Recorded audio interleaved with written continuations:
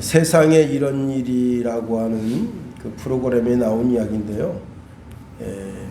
백구가 작년 2022년 4월 23일 방영된 순간포착 세상에 이런 일이, 거기 나오는데 백구가 직선거리로 21km가 되는 지역에 친구가 그 개 좀 빌려달라 그래서 개를 빌려줬는데, 백구가 원래 사는 데는 안양이고 그 개를 빌려준 곳은 서울시입니다. 그러니까 직선거리로 23km지만 실제 거리는 거의 한 30km 이상 되죠. 그 개를 잃어버린 거예요, 그분이. 그런데 9일 만에 자기 집을 찾아온 겁니다. 깜짝 놀랐어요. 이거보다 더 황당하고 기가 막힌 뉴스가 있는데, 북극의 형제 곰이 러시아 야말반도 하라서베이스코예의 가스전, 거기에 삐쩍 마른 두 마리 형제 곰이 온 겁니다. 그러니까 어미 곰이 죽은 거죠.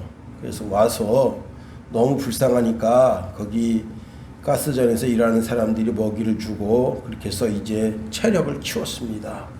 그래서 이제 곰 이름을 하라 또는 서베이 이렇게 이름을 붙였는데요. 이 두 곰이 근처에 있는 이제 강아지하고도 재밌게 잘 놀고 그러는데, 언제까지 그 먹이를 줄 수 있는 건 아니잖아요. 그래서 이 곰들을 거기서 600km가 떨어진 곳에 당시 이제 동물학자였던 안드레이 볼츠노프 이분의 도움을 덧입어서 거기 갖다 놓고 먹이도 한 200km 정도를 놔두고, 그 다음에 이제 몸에다가 GPS를 달아서 어디로 움직이는가 이런 것을 서로 이제 연구하는 그런 프로젝트에 들어갔는데, 자기 스스로가 서로의 GPS를 떼어주었어요. 그래서 그걸 띄고 다시 거기를 600km입니다. 600km. 직선거리 600km면 이거는 곡선거리로는 뭐 상상할 수 없는 거리죠. 거기 찾아온 겁니다. 이 곰이 찾아왔는데 개들이 서로 아는 친구니까 짖지도 않고, 그래서 그 이튿날 아침에 형제 곰을 맞이했는데 아주 건강한 몸으로, 그래서 이렇게 해서는 안 되겠다 해서 지금은 이 두 형제를 야바이 반도로 보낼 계획이라고 하는데, 그 야바이 반도는 자연 보호 구역 안에 이제 거기 갖다 두려고 한다고 하는 겁니다. 20km 도시 직선거리, 그 거리도 9일 걸어서 자기 집으로 찾아오는데, 아니 600km 그 먼 거리에 갔다 방생했는데 그것도 어떻게 그 냄새를 맡고 그 다시 찾아오는데, 그 시베리아 그 찬 공기 속에, 그 참 대단한 거죠. 하나님은 우리에게 하나님의 집을 떠난 하나님의 백성들에게 돌아오라 말씀하십니다. 이사야서 55장 6절 7절에 보니까 너희는 여호와를 만날 만한 때에 찾으라. 가까이 계실 때 그를 부르라. 악인은 그 길을, 불의한 자는 그의 생각을 버리고 여호와께로 돌아오라. 그리하면 그가 긍휼히 여기시리라. 우리 하나님께로 돌아오라. 그가 너그럽게 용서하시리라 말씀하십니다. 우리가 생각하는 미물, 곰도 개도 그 자기 먹이 준 주인에게로 돌아오는데, 만물의 주인이신 하나님께로 우리가 돌아오는 것은 너무나 당연한 것이고, 우리가 그 만물의 주인 되신 하나님께로 돌아오지 않는 것은 너무나 큰 불충이라 할 수 있습니다. 우리가 이제 민족의 명절인 설날을 앞두고 있는데요, 벌써 토요일부터 금요일 저녁서부터 고속도로가 밀린다. 온 국민들이 아무리 코로나 오미크론 별가지 이유를 대고 6인 이상 모이면 벌금 300만 원을 물리니 어쩌니, 그래도 국민들 가슴속에는 이번 작년에도 못 찾아갔는데 이번에는 반드시 부모님을 찾아뵙고 인사를 드려야 되겠다고 하는 그런 마음이 있는 거예요.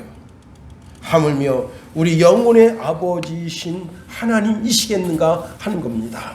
누가복음 15장에 보면 탕자가 스스로 생각합니다. 내 아버지 집에는 양식이 풍족한 품꾼이 얼마나 많은가. 나는 여기서 줄여 죽게 되는구나. 내가 일어나 아버지께로 가서 아버지께 아버지, 내가 하늘과 아버지께 죄를 얻었사오니 지금부터는 아버지의 아들이라 일컬음을 감당하지 못하겠습니다. 나를 품꾼의 하나로 써주세요 라고 해야 하겠다 하고 그 다음 구절에 이렇게 써 있습니다. 이에 일어나서 아버지께로 돌아가니라. 아버지께로 돌아가니 아버지가 손에 가락지를 끼워주시고 그리고 이제 새 의복을 내주시고 새 신발을 신겨주시고 그리고 아들 돌아왔다고 송아지를 잡아서, 송아지를 잡는 것은 최고의 예의를 갖춘 잔치입니다. 그래서 아들인데 아들이 지금 자기 재산 전부 탕진하고 돌아온 그 아들을 위해서 송아지를 잡아서 최고의 예의를 갖춰서 대접하면서 이렇게 말하고 있습니다. 이는 죽었다가 살아났으며 내가 잃었다가 얻었기로 우리가 즐거워하고 기뻐하는 것이 마땅하다. 하나님 아버지가 우리가 세상에서 이런저런 핑계대고 이런저런 이유대고 하나님의 전을 멀리했다가 하나님의 집에 돌아오면 하나님이 기뻐하십니다. 즐거워하십니다. 그래, 네가 돌아왔구나. 네가 돌아왔구나 하고 천국에 깨끗하고 거룩하고 정결하게 하나님의 천국에 들어간 천국에 있는 모든 사람들이 기뻐하는 것보다 나 한 사람이 하나님께로 돌아오는 것을 기뻐하시고 즐거워하신다 하는 겁니다. 자, 오늘 또 본문으로 가봅니다. 작년에 이제 간청리 들어가면 그 다리 건너 제 친구 증열이 논인데 거기 피가 막 강산이에요. 하기야 이 친구가 이제 산에 가서 벌목하는 일을 하기 때문에 바빠서 논을 돌볼 만한 시간적 여력이 없어서 그렇긴 하지만 또 그리고 우리 집 논에 갔더니 피 하나 없어요. 아버님이 관우를 데리고 논에 있는 피를 전부 잘라서 아주 깨끗하게 했다 하는 겁니다. 추수 전에 모든 피를 뽑아서 다 불에 태웁니다. 오늘 동일한 말씀을 본문에 주고 있습니다. 40절 보세요. 40절 다 같이 한번 읽어봅니다. 시작. 그런즉 가라지를 거두어 불에 사르는 것 같이 세상 끝에도 그러하리라. 여기서 중요한 것이 있습니다. 나 자신이 스스로 그 심판불에 들어가는 어리석은 인생이 되면 안 된다는 거예요. 성령으로 시작했다가 육체로 마치는 인생이 되면 안 된다는 것입니다. 불심판이 무서운 것을 알아야 돼요. 이것은 세상 끝날 종말적으로 이루어질 가장 핫한 뉴스가 되는 겁니다. 미국인들이 아주 기발한 생각을 했습니다. 그게 바로 좀비라는 생각인데요. 사람 몸에서 영혼이 빠져나가니까 육체적 본능으로만 사는 존재, 그래서 좀비라는 걸 만들었는데요. 그건 사람이 만들어낸 허구입니다. 상상물에 지내지 않아요. 실제는 그렇게 되지 않습니다.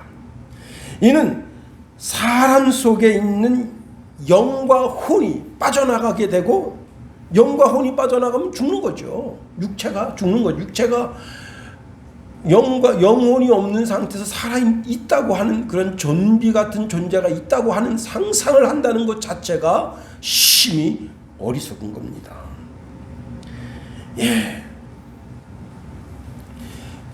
영혼이 없는 생명은 죽은 것과 마찬가지예요. 그래서 그 영혼이 하나님의 심판에 들어가는 겁니다.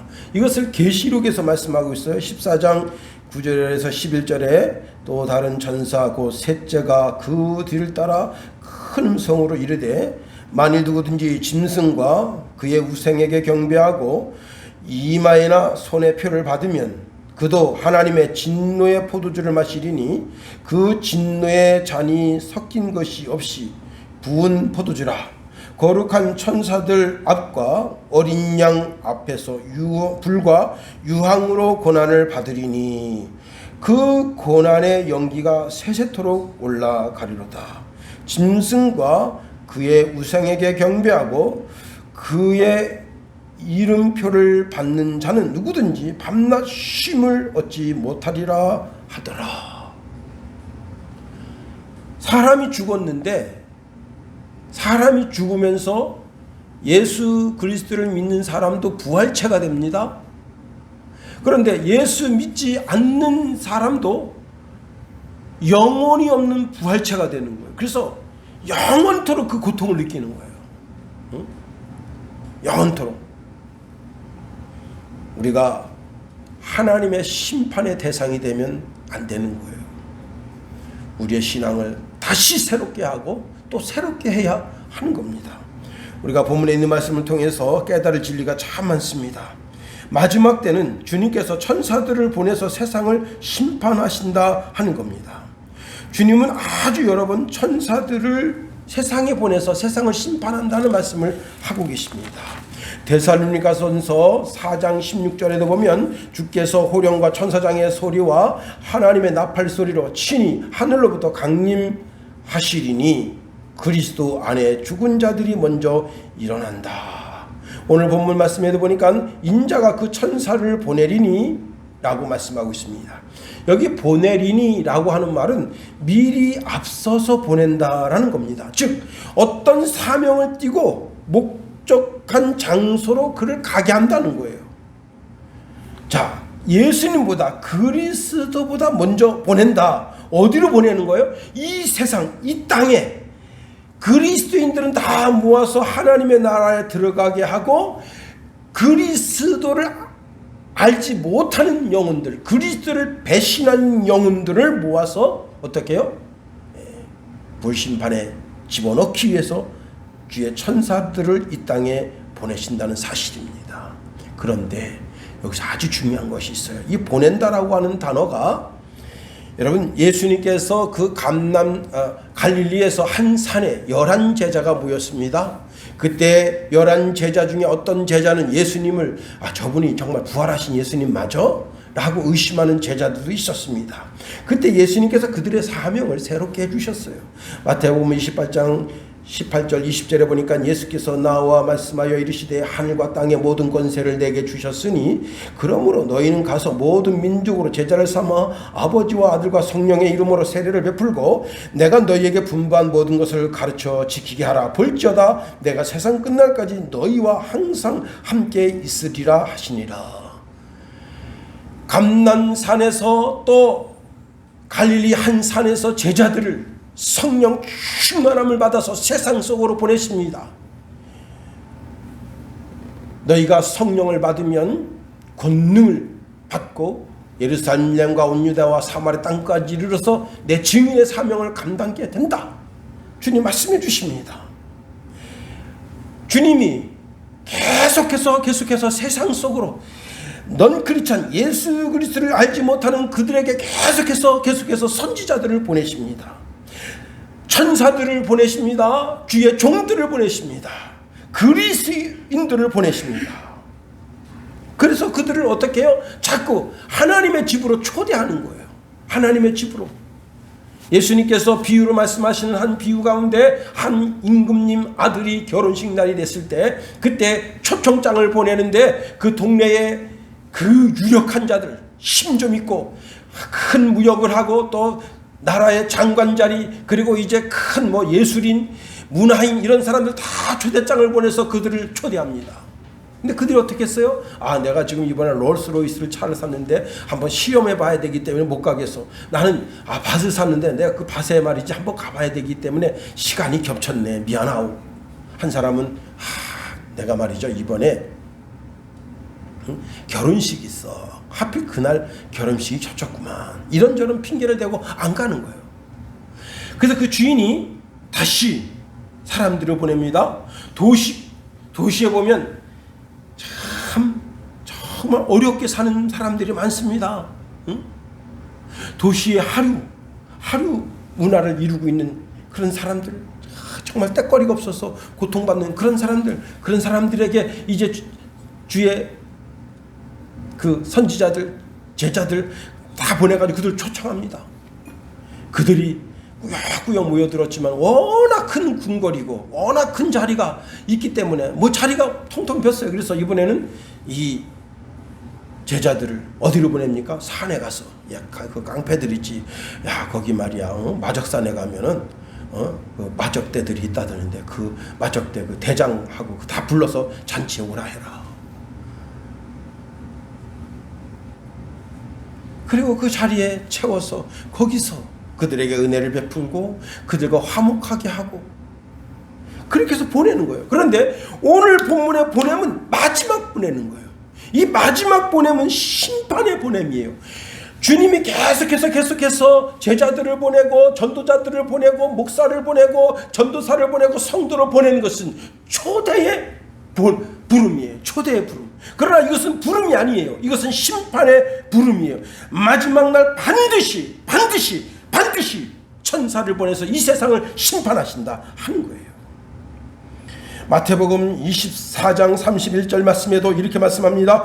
그가 큰 나팔 소리와 함께 천사들을 보내리니 그들이 그의 택한 자들을 하늘 이 끝에서 저 끝까지 사방으로 모으리라.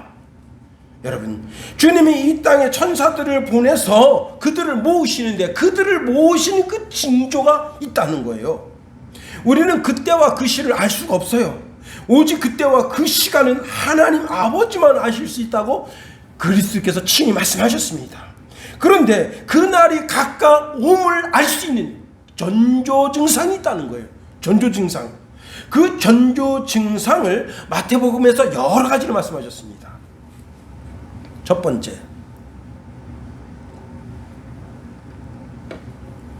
마태복음 24장 25절에 보면 너희가 선지자 다니엘이 말한 바 멸망에 가증한 것이 거룩한 곳에 선 것을 보면 읽는 자는 깨달아라 말씀했어요. 멸망에 가증한 것이 뭐냐? 다니엘서 11장 31절 12장 11절에 보면 군대는 그의 편에 서서 성소곧 거룩한 곳을 더럽히며 매일 드리는 제사를 폐하며 멸망하게 하는 가증한 것을 세울 것이며 그랬습니다. 그러니까 성전을 더럽히는 거예요. 거기는 제사장들 다 죽이고 성전 안에는 제사장을 다 죽이고 그리고 성전에다가 뭔 제사를 드리느냐? 유대인들이 가장 싫어하는 돼지를 잡아서 그 피를 갖다 뿌리고 그리고 독수리상을 갖다가 거기다가 갖다 놓는 거예요. 이런 일이 실제로 일어났어요. 예수님이 이 땅에 오시기 168년 전에 수리아 왕 안티오쿠스 에티파네스가 예루살렘 성전에 제우스상을 세우고 그 제단에 부정한 돼지를 잡아서 그 피로 제물을 드렸습니다. 그리고 주후 70년, 오전에도 이제 주 69년 얘기를 했잖아요. 70년에 예루살렘 회파될 때 로마의 장군 디토가 로마의 군기를 들고 왔는데 군기에 뭐가 있죠? 독수리상이잖아요. 그걸 세우고 거기다가 경배하게 하고 또 그때 당시에 젤로 땅이 예루살렘 성전에 대제사장을 죽이고 그리고 제사장은 임의를 세우고 매일 드리는 제사를 회방하고 그리고 저들 마음대로 제사장을 임명하는 그런 사건이 일어났습니다. 그런데 이게 재현된다면 어떨까요? 이 일이 재현된다면 지금 이스라엘에서 성전을 세우려고 하고 있어요. 여기에는 붉은 암송아지가 필요하다고 합니다. 이스라엘에 태어난 보수적 유대인들이 성전 재건의 신호로 2018년 8월 28일 태어난 암송아지, 이 암송아지를 여러분 이스라엘 붉은 암송아지 그러면요 거기 딱 나와요. 근데 여러분 송아지가 보면 배가 하얘요. 배가 전신이 붉은 송아지가 없어. 근데 그 송아지는 전신이 붉어요. 전신이. 그래서 이게 예루살렘 성전 재건의 신호라고 보는 거예요, 이 사람들이.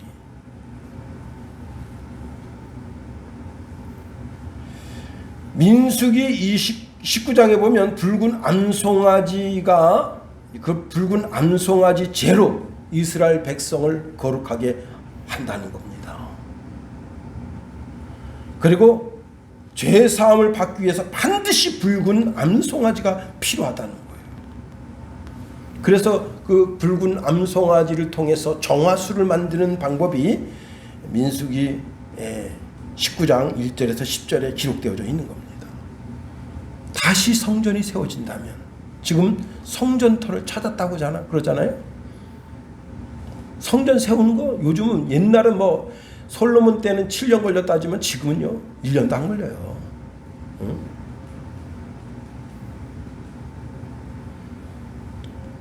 그러니까 우리가 정신 바짝 차려야 됩니다. 두 번째로 마태복음 24장 14절에 보면 이 천국 복음이 모든 민족에게 증언되기 위하여 온 세상에 전파되리니 그제야 끝이 오리라. 예. 땅 끝까지서 복음이 전파되면 예수님 오신다. 그런데 여기 또 한 가지 말씀을 주고 있는데 34절에 마태복음 24장 34절에 진실로 너희에게 말하노니 이 세대가 지나가기 전에 이 일이 다 이루리라 말씀하셨어요. 조금 전에 무화과나무 비유를 먼저 말씀드리면, 무화과나무는 이스라엘을 말하는데 이스라엘은 1948년도에 독립했단 말이에요. 근데 이스라엘은 한 세대를 40년으로 봅니다. 근데 우리나라 사람은 한 세대를 60년으로 봐요. 근데 지금은 100세 시대라 한 세대를 100년으로 봐요. 그러면 한 세대가 지나기 전에 반드시 이 일을 이루리라? 그럼 언제가 되겠어요? 그래서 한 세대가 지나기 전에 반드시 이 일을 이루리라 그래가지고 이스라엘이 1948년도에 독립했으니까 48년도에 40년도 하면 몇 년 되겠어요? 응? 88년이죠. 그때 전 세계가 난리 났어요. 왜? 그때 다미 선교에 전 세계를 강타한 거예요. 대한민국이요, 난리 났습니다. 그러면 60년으로 보면 언제예요? 예. 그럼 2008년도 있었어요, 없었어요? 전국 난리 났습니다. 100년으로 보면 47년도가 되죠, 이제.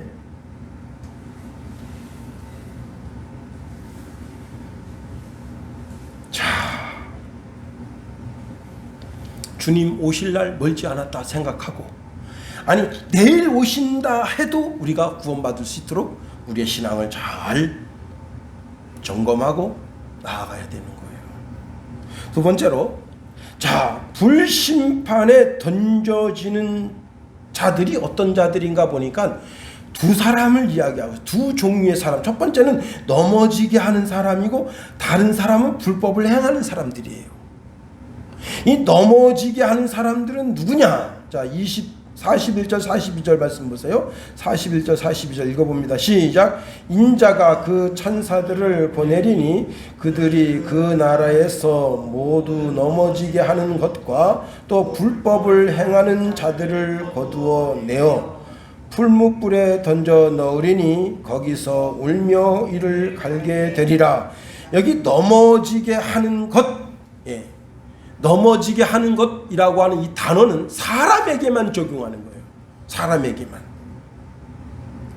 다시 말하면 다른 사람을 유혹해서 넘어뜨리거나, 다른 사람을 방해해서 넘어뜨리거나, 다른 사람을 실족하게 해서 넘어뜨리게 하는 자, 사람에게만 적용되는 단어인데, 스바냐 1장 3절에 보면 내가 사람과 짐승을 진멸하고 공중의 새와 바다의 고기와 거치게 하는 것과 악인들을 아울러 진멸할 것이라. 내가 사람을 땅 위에서 멸절하리라. 나 여호와의 말이니라. 여기서 넘어지게 하는 것, 거치게 하는 것, 그것은 바로 뭐냐? 우상숭배입니다.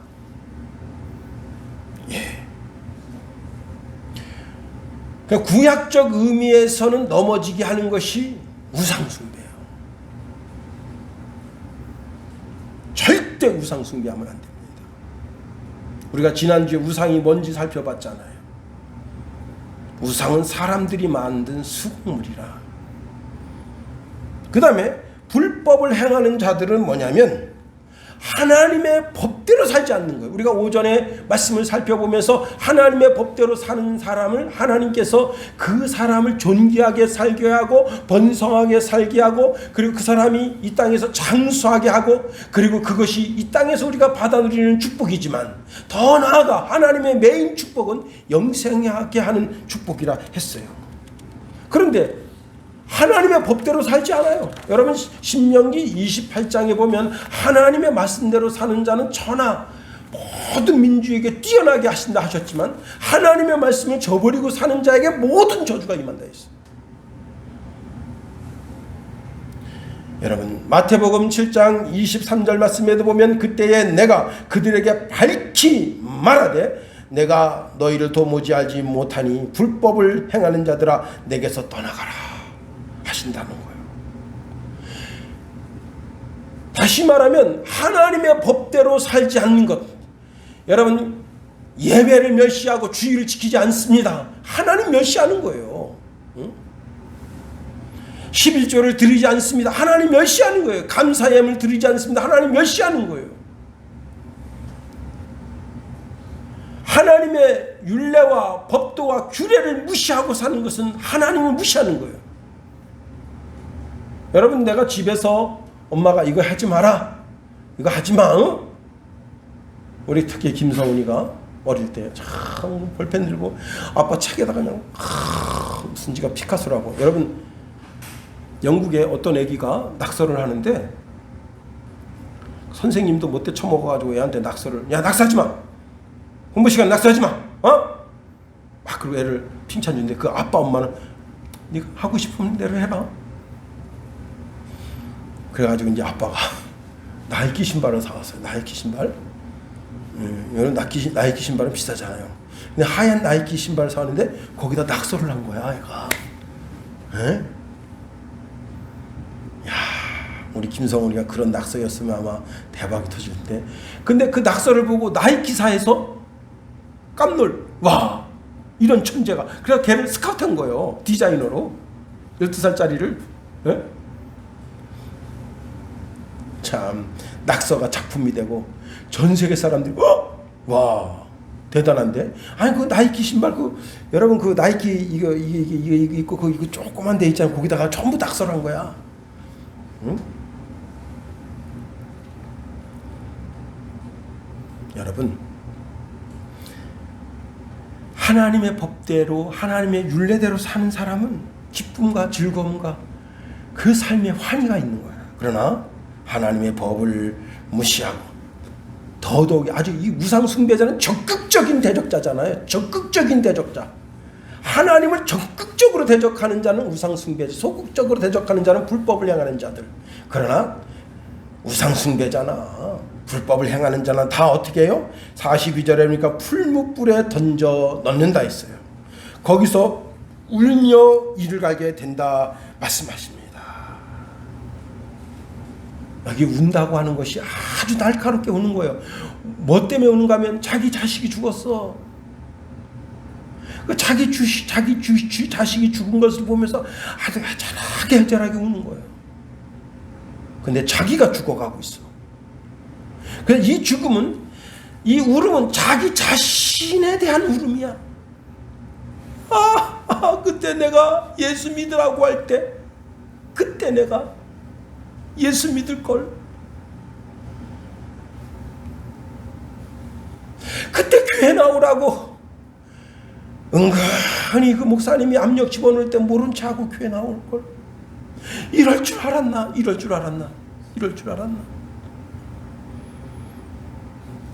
여러분 울며 불며 후에 한들 소용없으리. 마지막으로 세 번째, 의인은 자기 아버지 나라에 들어가서 해처럼 빛난다 했습니다. 43절부터 같이 한번 읽어봅니다. 43절 시작. 그때의 의인들은 자기 아버지 나라에서 해와 같이 빛나리라. 귀에 있는 자는 들으라. 예, 여기 의인들은 어떤 사람들인가 하면 하나님의 법과 인간의 법, 모든 법을 다 지켜 준행하는 자입니다. 우리 모든 그리스도인들은요, 하나님의 법도 잘 지켜야 되지만 세상적인 윤리나 도덕적인 법도 잘 지켜야 돼요. 예수 믿는 사람들이 나는 하나님의 법만 잘 지키면 돼. 그 세상 법을 안 지키면 안 되는 거예요. 옛날에는 이 그리스도인들이 자동차에다 물고기 표시하고 다니는 사람들이 많았습니다. 처음엔 그게 무슨 표시인지 몰랐어요. 그런데 세월이 지나면서 아예 방송에다 대고 이건 그리스도인들이 자기들끼리 그리스도인이라고 하는 표시입니다 하고 뭐 MBC, KBS, SBS 막 나오기 시작했어요. 그러면 그 무슨 뜻이에요? 방송에 그게 왜 나오는 거예요? 알고 보니까 그 새끼들이 더 불법을 저지르더라 이거야. 그래서 우리 차에는 아무 표시가 없는 거예요. 아무 표시도 안 달어. 성경책도 안 나 차에다. 왜? 이거서 보니까 뭐 성경책 있는 놈이 불법을 더 저지르러? 응? 그러면 안 되잖아요. 차라리 안 놓고 아무 그리스도인 표시도 안 하고 불법을 안 저지르는 게 낫지. 무슨 교회 해놓고 말이죠. 신호 팍팍 어기고. 응? 세상법을 어기는 것도 불법입니다. 윤리적인 법, 도덕적인 법 다 마찬가지예요. 자, 그런데 우리가 그렇게 하나님의 법도 안 어기고 거룩하게 살 수 있어요? 그래서 여기 의인들이라고 하는 말은 예수 그리스도의 보혈로 그 죄를 씻음 받은 사람들이란 뜻이에요. 예. 로마서 5장 19절 말씀해 보니까 한 사람이 순종하지 아니함으로 많은 사람이 죄인 된 것 같이 한 사람이 순종함으로 많은 사람이 의인이 되니라. 갈라디아서 3장 11절 말씀해 보면 또 하나님 앞에서 아무도 율법으로 말미암아 의롭게 되지 못할 것이 분명하니 이는 의인은 믿음으로 살리라 하였습니다. 히브리서 10장 38절에 보니까 나의 의인은 믿음으로 말미암아 살리라. 또한 뒤로 물러가면 내 마음이 그를 기뻐하지 아니하리라 하셨느니라. 그렇습니다. 우리 모든 그리스도인들은 다 예수님께로부터 그 죄를 다 용서함 받은 사람들이에요. 그리고 한 주간 살면서도 또 죄를 져. 그러면 또 주일날 와서 아버지 죄송해요. 우리가 의롭게 깨끗하게 살려고 했는데 내 마음에 있는 욕심이 나를 그만 이렇게 죄를 짓게 했네요. 예수 피로 덮어주셔서 그렇게 다시 죄 씻음을 덧입어서 의롭게 되는 자들이에요. 그런데 여기서 아주 놀라운 단어가 있습니다. 무슨 단어냐? 그때의 의인들은 자기 아버지 나라에서 그랬어요. 와, 자기 아버지. 하나님이 자기 아버지야? 응? 자, 하나님이 의인들의 아버지이십니다. 요한일서 3장 2절에 말씀해 보니까 사랑하는 자들아 우리가 지금은 하나님의 자녀라 그랬어요. 우리가 다 하나님의 자녀인 것을 믿으시기를 예수님의 이름으로 축원해 드립니다. 예. 우리가 주기도문 할 때도 하늘에 계신 우리 아버지, 그 하늘에 계신 만군의 주 여호와 하나님이 내 아버지가 되신다 하는 거예요. 자, 그리스도께서 부활하시던 날 마리아에게 이런 말씀을 주십니다.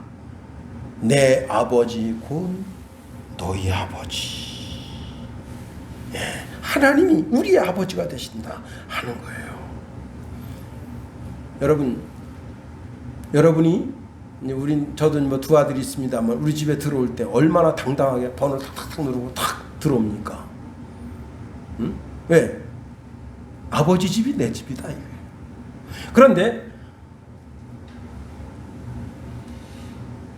여기가 만일 아버지 집이 아니라면 어떡하겠어요? 남의 집 번호 당당하게 딱 누르는 사람은 뭐예요? 도둑놈이잖아. 어? 도둑놈이나 남의 집 번호 당당하게 누르고 들어가지. 뭐 훔칠 거 있나? 그러나 아들은 당당한 거예요. 나는 그때에 모든 알곡들, 모든 그리스도인들은 다 하나님의 창고에 들어가서 하나님의 창고에 들어가는데 거기서 아주 해처럼 빛나게 되는 거예요. 영광스럽게 되는 거예요. 아주 존귀하게 되는 거예요. 예수님께서 변화산에서 정말 사람이 희귀할 수 없을 정도로 희게 영광스럽게 놀랍게 변화됐어요. 바로 그것이 오늘 이 시대를 살고 있는 모든 그리스도인들이 입을 영광의 자체인 거예요. 자체인 거예요. 그날 주님이 땅에 재림하시는 그날 천사들을 보내서 우리를 먼저 불러 모으고 그리고 우리가 부활체가 되게 하고 아버지 나라에 들어가서 모든 고통과 수고에 대한 위로를 받고 그리고 아버지와 영원히 많은 사람들이 생각합니다. 천국은 어떠할까? 여러분 천국에 가면 그냥 마냥 노는 게 아니에요. 천국에 가서도 거기서 예배하며 그리고 하나님과 영원히 사는 거예요. 하나님의 알곡이 되어서 하나님의 천사의 손에 받들려서 하나님 보좌 앞에 딱 나아가서 칭찬과 축복과 영광이 있는 주의 백성 다 되게 되기를 예수님의 이름으로 축원해드립니다. 기도하겠어요. 하나님 감사합니다.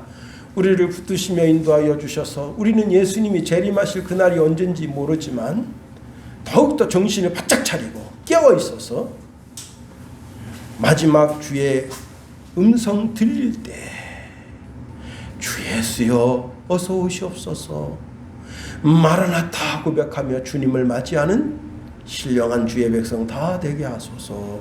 예수님 이름으로 기도합니다. 아멘.